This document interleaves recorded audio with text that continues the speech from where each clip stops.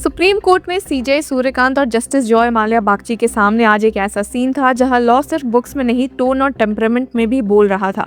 Issue कोई छोटा मोटा नहीं था, इलेक्टोरल रोल्स का स्पेशल इंटेंसिव रिवीजन और उसमें आधार कार्ड का यूजेज।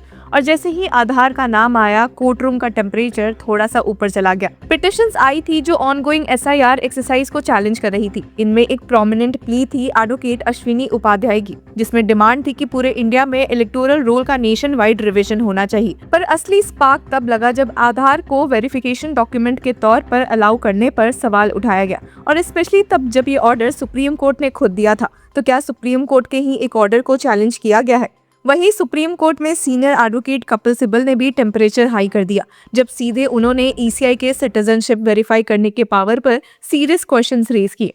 तो क्या है ये पूरा मुद्दा, चलिए आज की इस वीडियो में एक्सप्लोर करते हैं। Hello law lovers and justice seekers, welcome to Law Chakra. हम आपके लिए लेकर आए हैं कुछ बहुत ही exclusive. Introducing Law Chakra prime membership, जो आपको देगा exclusive access like never before. बनिए लॉ चक्रा की प्राइम मेंबर और अनलॉक कीजिए full potential of legal knowledge. अभी ज्वाइन कीजिए। पहले तो आते हैं आधार के मुद्दे पे, जहां सीनियर एडवोकेट विजय हंसारिया पिटिशनर की तरफ से कोर्ट के सामने खड़े हुए और उन्होंने एक स्ट्रेट ऑब्जेक्शन रख दिया।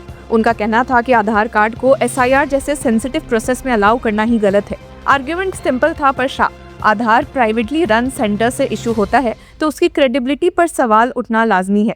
उन्होंने क्लियरली सबमिट किया, Aadhaar is issued by privately run Aadhaar centres, it can not be a relevant document for SIR. अब कोर्ट रूम में थोड़ी सी खामोशी हुई, जैसे बेंच सुन रही हो, प्रोसेस कर रही हो, और फिर वो मोमेंट आया जहां जस्टिस जॉय माल्या बागची ने एक सवाल पूछा जो सिर्फ लीगल नहीं बल्कि कॉमन सेंस पर बेस्ड था। जस्टिस बागची ने सीधा पूछ लिया कि do you know that even your passport issuance is outsource to a private company. बस यहीं से टोन चेंज हो गई। अब ये एक सिंपल काउंटर नहीं था, ये एक रिमाइंडर था कि आज के गवर्नेंस मॉडल में private participation is equal to unreliability नहीं होती। कोर्ट ये कह रही है कि अगर पासपोर्ट जैसे क्रिटिकल डॉक्यूमेंट के लिए प्राइवेट एजेंसीज का यूज हो सकता है, तो आधार को सिर्फ इस बेसिस पर रिजेक्ट करना थोड़ा वीक आर्ग्यूमेंट लगता है। सीनियर एडवोकेट हंसारिया ने फिर भी क्लैरिफाई करने की कोशिश की। उन्होंने कहा कि उनका ऑब्जेक्शन फोर्जरी के इशू पर नहीं है। आधार जेन्युइन हो सकता है पर कंट्रोल का इशू है। उनका कहना था कि आधार किसी भी रेसिडेंट को मिल सकता है, सिटीजन हो या नहीं, और इसीलिए आधार सिटीजनशिप का प्रूफ नहीं हो सकता। उन्होंने सबमिट किया कि आधार नंबर और authentication does not by itself confer any right और प्रूफ ऑफ सिटीजनशिप और ऑफ डोमिसाइल। अब ये लाइन कॉन्स्टिट्यूशनली बिल्कुल करेक्ट थी, आधार एक्ट खुद ये मानता है, पर यहीं पर सुप्रीम कोर्ट ने एक बार फिर अपनी पोजीशन क्लियर की और शायद थोड़ा सा इम्पेशेंट भी दिखाया। जस्टिस बागची ने फर्मली ऑब्जर्व किया, any document can be forced, even a passport can be forced, while issuing Aadhaar the private person is performing a public duty। Court का मैसेज क्लियर था, प्राइवेट इन्वॉल्वमेंट से document unreliable नहीं हो जाता। हर document forge हो सकता है, पर इसका मतलब ये नहीं कि हम गवर्नेंस ही बंद कर दे। और फिर एक और इम्पोर्टेंट क्लैरिफिकेशन आई जो सुप्रीम कोर्ट बार बार पहले भी कह चुकी है। जस्टिस बागची ने कहा कि Aadhaar is an acknowledged document of identity.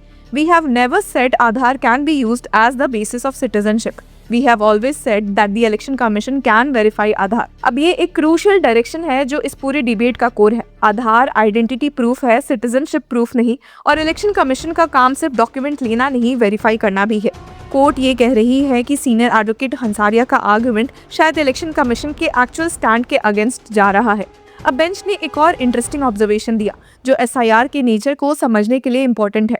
Court ने कहा कि एसआईआर के लिए जो 11 डॉक्यूमेंट्स प्रिस्क्राइब किए गए हैं, उनका हर केस में सिटीजनशिप से डायरेक्ट नेक्सस होना जरूरी नहीं है। जस्टिस बागची ने ऑब्जर्व किया कि these 11 documents need not always have a clear relation to citizenship. They may be of various species depending on the purpose of the Election Commission has fixed to serve in exercise of its plenary powers। यानी election commission को article 324 के अंदर plenary powers मिलते हैं और उस power के अंदर वो डिसाइड कर सकती है कि कौन से डॉक्यूमेंट्स कैसे यूज होंगे। कोर्ट का कहना था कि आधार को सिर्फ डुप्लीकेशन रोकने के लिए भी यूज किया जा सकता है, और सीनियर एडवोकेट हंसारिया ने खुद ये कंसीड भी किया। अब पैरेलली एक और एलिगेशन एड्रेस हुआ कि क्या ये पूरा एसआईआर एक्सरसाइज पॉलिटिकली मोटिवेटेड है। सीनियर एडवोकेट हंसारिया ने इस एलिगेशन को स्ट्रांगली डिनाई किया। उनका कहना था कि डिलीशन सब पार्टीज के वोटर्स के साथ हुई है और इलेक्शंस फिर भी जीती गई है। सबमिट किया कि every political party has won elections despite the deletions. It can not be said that the exercise was done to favour any particular political party. No motive can be imputed to the election commission. और जिसके बाद court room में entry हुई senior advocate Kapil Sibal की, और जैसे ही उन्होंने बोलना शुरू किया तो डिबेट का एक्सेस शिफ्ट हो गया. उन्होंने सीधा कॉन्स्टिट्यूशन उठाया और कहा कि let's just look at article 324 and 326. उनका फोकस आधार से ज़्यादा प्रोसेस, ट्रांसपेरेंसी एंड पावर के मिसयूज पर था. उन्होंने पूछा कि इलेक्शन कमीशन का कंट्रोल कितना ट्रांसपेरेंट है, क्या ये रूल बेस्ड है या डिस्क्रेशन हैवी है. सीनियर एडवोकेट सिब्बल ने कहा, The question is how transparent is that control? That's the question.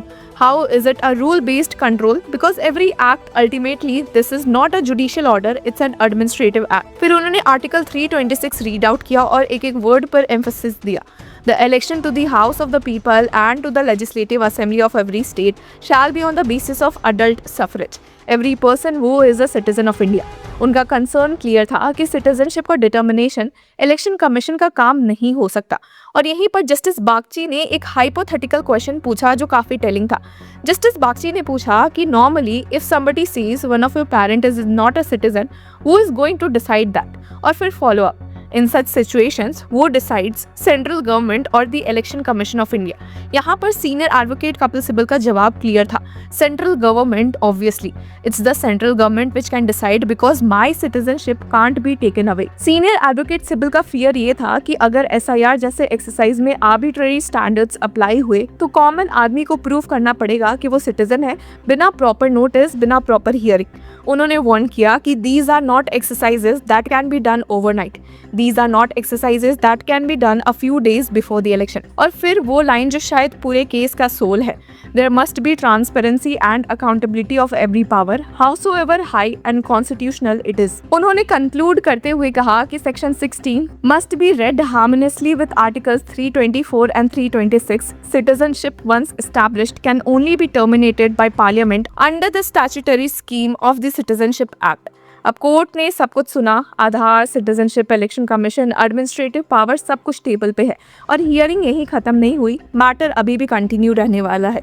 But एक बात क्लियर है कि सुप्रीम कोर्ट ये कह रही है कि आधार को लेकर फियर मॉन्गरिंग भी ठीक नहीं और पावर के मिसयूज का ब्लाइंड ट्रस्ट भी नहीं.